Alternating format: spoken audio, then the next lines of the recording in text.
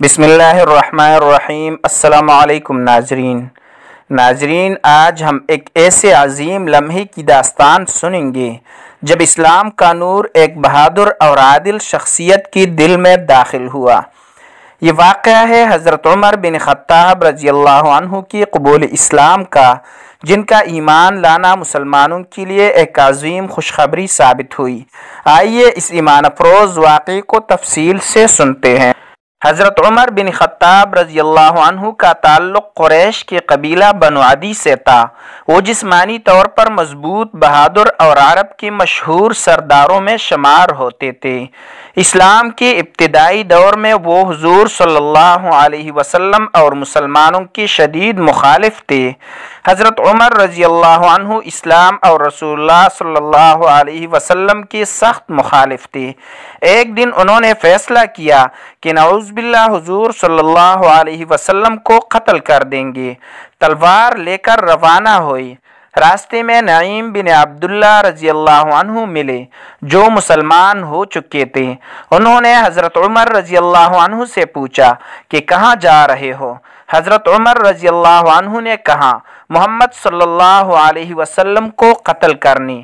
نعیم نے کہا، پہلے اپنے گھر کی فکر کرو، تمہاری بہن فاطمہ اور بہنوئی سعید بن زید بھی مسلمان ہو چکے ہیں۔ یہ سن کر حضرت عمر رضی اللہ عنہ غصے میں اپنی بہن کے گھر پہنچے۔ اندر سے قرآن کی تلاوت کی آواز آ رہی تھی، جو حضرت خباب رضی اللہ عنہ سکھا رہے تھے۔ حضرت عمر رضی اللہ عنہ نے دروازہ کھٹکھٹایا تو سب گھبرا گئے۔ حضرت خباب رضی اللہ عنہ چھپ گئے اور فاطمہ رضی اللہ عنہا نے قرآن کے اوراق چھپا دیے۔ حضرت عمر رضی اللہ عنہ نے اندر آ کر بہنوئی کو مارنا شروع کیا۔ جب بہن بیچ میں آئی تو انہیں بھی زخمی کر دیا۔ اس پر فاطمہ رضی اللہ عنہا نے جرأت سے کہا، ہاں ہم مسلمان ہو چکے ہیں، جو کرنا ہے کر لو۔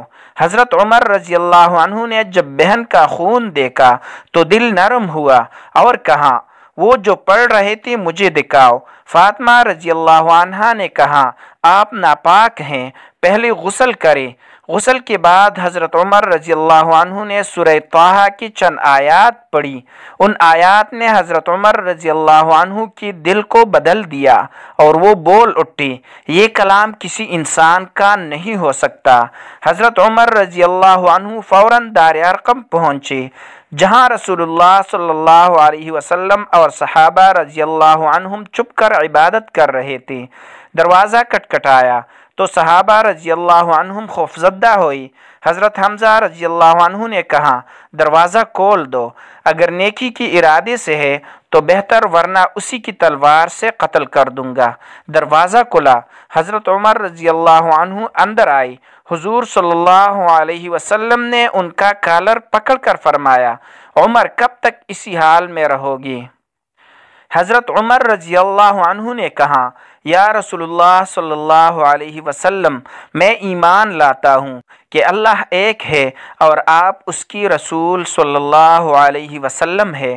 حضرت عمر رضی اللہ عنہ کی اسلام قبول کرنے پر مسلمانوں نے اللہ اکبر کا نعرہ بلند کیا، جس کی آواز مکہ کی گلیوں میں گونج اٹھی۔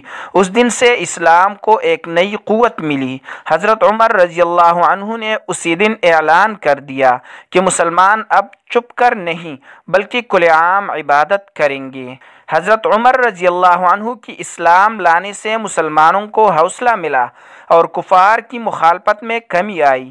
حضور صلی اللہ علیہ وسلم نے دعا کی تھی کہ یا اللہ، عمر بن خطاب یا عمر بن ہشام میں سے کسی ایک کے ذریعے اسلام کو قوت عطا فرما۔